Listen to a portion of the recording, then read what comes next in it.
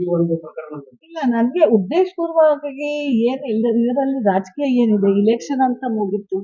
ರಾಜಕೀಯ ಮಾಡಬೇಕಾಗಿದ್ರೆ ನಾನು 6 ತಿಂಗಳ ಹಿಂದೆನೆ ಮಾಡಬೇಕಾಗಿತ್ತು. ಇದು ಎಲ್ಲ ರೈತರಿಗೆ ತೋರಿಸ್ಬೇಕಾಗಿತ್ತು, ನಿಮ್ದೇ ದುಡ್ಡು ನೀವು ಹೆಂಗ್ ಉಪಯೋಗ ಮಾಡ್ತಾ ಇದ್ದಾರೆ ಇವರು ಒಬ್ರು ಅಂತ. ಇದರಲ್ಲಿ ರಾಜಕೀಯ ಏನಿದೆ ಅವರು ಬಂದು ಹೇಳಿ. ಇಲ್ಲ ಅಂದ್ರೆ ನಾನು ಇವತ್ತು ನಿಮ್ ಮುಖಾಂತರ ಅವರಿಗೆ ಚಾಲೆಂಜ್ ಮಾಡ್ತೀನಿ, ನೀವು ಕೂಡ ಡಾಕ್ಯುಮೆಂಟ್ಸ್ ತಗೊಂಡ್ ಬನ್ನಿ, ನಾನು ಕೂಡ ಡಾಕ್ಯುಮೆಂಟ್ಸ್ ಬರ್ತೀನಿ ತಗೊಂಡು ಮಲಪ್ರಭಾ ಗ್ರೌಂಡ್ ಅಲ್ಲಿ ಜನರ ಮುಂದೆನೆ ಇಡೋಣ. ಇದು ಮಾಡ್ಲಿ ತನಿಖೆ, ಯಾರು ತಪ್ಪು ಹೇಳ್ತಾ ಇದ್ದಾರೆ, ಯಾರು ಸರಿ ಹೇಳ್ತಾ ಇದ್ದಾರೆ, ಜನ ಅಭಿಪ್ರಾಯ ತಗೊಳ್ಳಿ.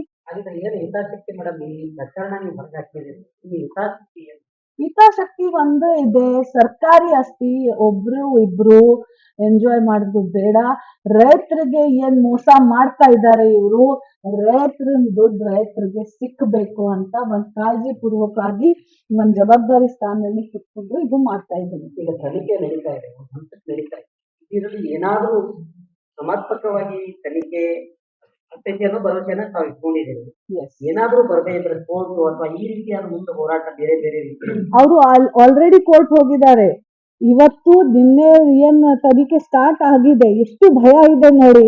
ಇನ್ನು ತನಿಖೆ ಸ್ಟಾರ್ಟೇ ಆಗಿಲ್ಲ, ಒಂದಷ್ಟೇ ಜಡ್ಜ್ ಬಂದು ಆಫೀಸರ್ ಬಂದು ಇದು ಆಗಿದೆ. ಇವತ್ತು ಅವರು ರಿಟ್ ಪೆಟಿಷನ್ ತಗೊಂಡ್ ಬಂದಿದ್ದಾರೆ.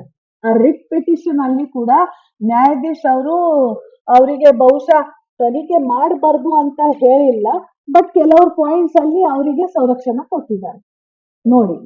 ಸೊ ನೀವು ಏನ್ ಹೇಳ್ತಾರೆ, ನ್ಯಾಯ ಸಿಕ್ಬೇಕಾ ಅಂದ್ರೆ ಇದು ಎಲ್ಲಿವರೆಗೂ ಹೋಗತ್ತೆ, ಹೆಂಗ್ ಹೋಗತ್ತೆ, ಇದು ಮುಂದೆ ಈಗ ನೋಡೋಣ. ಇವತ್ತು ಒಂದ್ ಡಾಕ್ಯುಮೆಂಟ್ ಕೊಟ್ಟಿದ್ದಾರೆ, ಈಗ ಏನೇನು ಅಪ್ಲಿಕೇಶನ್ಸ್ ಹಾಕಿದೀವಿ, ರಿಪ್ಲೈಸ್ ಬರ್ಬೇಕು ಅಂತ ಈ ತರ ಹೇಳ್ತಾ ಇದ್ದೀರಿ, ಗೊತ್ತಿಲ್ಲ. ಇದೇ ನಿಟ್ಟಿನಲ್ಲಿ ಹೋದ ಟೈಮ್ ಕೂಡ ಭಾಗ್ಯಲಕ್ಷ್ಮಿದು ಯಾವಾಗ ಈ ತರ ತನಿಖೆ ಆಯ್ತು, ನನ್ ಗಮನಕ್ಕೆ ಮಾಹಿತಿ ಪ್ರಕಾರ ನನ್ಗೆ ಏನ್ ಮಾಹಿತಿ ಸಿಕ್ಕಿದೆ, ಸರಿ ಇದೆ ಇಲ್ವಾ ಗೊತ್ತಿಲ್ಲ, ಆ ಟೈಮ್ ಇಂದ ಆ ತನಿಖೆಯಲ್ಲಿ ಒಂದ್ ನಟ್ ಬೋಲ್ಟ್ಗೆ 15,000 ಬಿಲ್ ಹಾಕಿದ್ದಾರೆ ಇವರು. ಒಂದ್ ನಟ್ ಬೋಲ್ಟ್ಗೆ,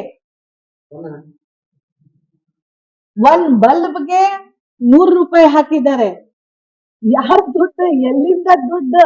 ರೈತರ ದುಡ್ಡು ಏನು, ಶೇರ್ ಹೋಲ್ಡರ್ದು ಏನು, ಜಿಬಿ ಇಲ್ಲ, ಏನಿಲ್ಲ.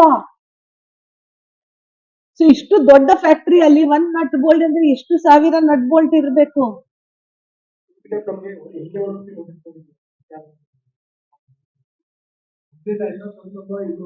ಅವ್ರು ಹೇಳಿದ್ದಾರೆ ಈಗ ಅಂತ. ನಾನು ಏನ್ ಬೇಕು ಅದು ನೋಡಿದೀನಿ. ಪ್ರತಿಯೊಂದು ಡಾಕ್ಯುಮೆಂಟ್ಸ್ ಮತ್ತೆ ತಿರ್ಗಾ ನಾನು ರೋಲ್ ಮಾಡಿ ನೋಡ್ಕೊಂಡು ಏನಂತ ಇದ್ರೆ 3-4 ದಿವಸ ಅಲ್ಲಿ ಮತ್ತೆ ಕಲಿಲಿಕ್ಕೆ ಸಾಧ್ಯತೆ ಇದೆ.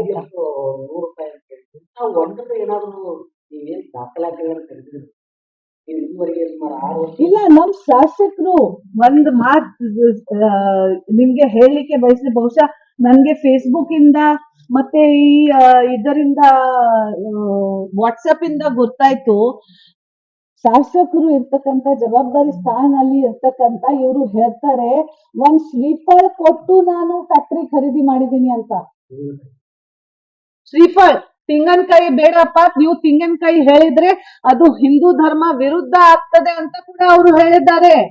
ಹಿಂದೂ ಧರ್ಮ ಸಂರಕ್ಷಣೆ ಮಾಡಬೇಕು ನಾವು, ಅದಕ್ಕೆ ಶ್ರೀಫಲ್ ಹೇಳ್ತಾ ಇದ್ದೀವಿ ನೋಡಿ.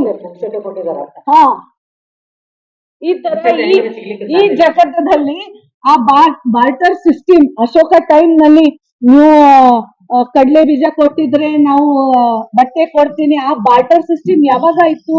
ಆ ಟೈಮ್ ಬಾರ್ಟರ್ ಸಿಸ್ಟಮ್ ಯಾವಾಗ ಹೋಯ್ತು? ಈಗ ಒಂದ್ ತೆಂಗಿನಕಾಯಿ ಮೇಲೆ ಶ್ರೀಫಲ್ ಮೇಲೆ ಒಂದ್ ಫ್ಯಾಕ್ಟ್ರಿ ಖರೀದಿ ಮಾಡ್ಲಿಕ್ಕೆ ಆಗ್ತದೆ ಅಂತ ಏನ್ ಹೇಳೋಣ?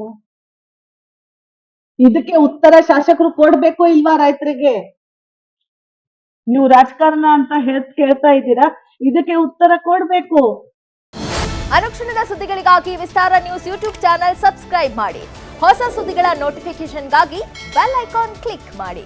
ಲೇಟೆಸ್ಟ್ ಅಪ್ಡೇಟ್ಸ್ಗಾಗಿ www.vistaranews.com ವೆಬ್ಸೈಟ್ಗೆ ವಿಸಿಟ್ ಮಾಡಿ. ಅಂಗೈಯಲ್ಲೇ ಜಗತ್ತಿನ ಸುದ್ದಿ ತಿಳಿಯಲು ವಿಸ್ತಾರ ನ್ಯೂಸ್ ಕನ್ನಡ ಆಪ್ ಡೌನ್ಲೋಡ್ ಮಾಡಿ.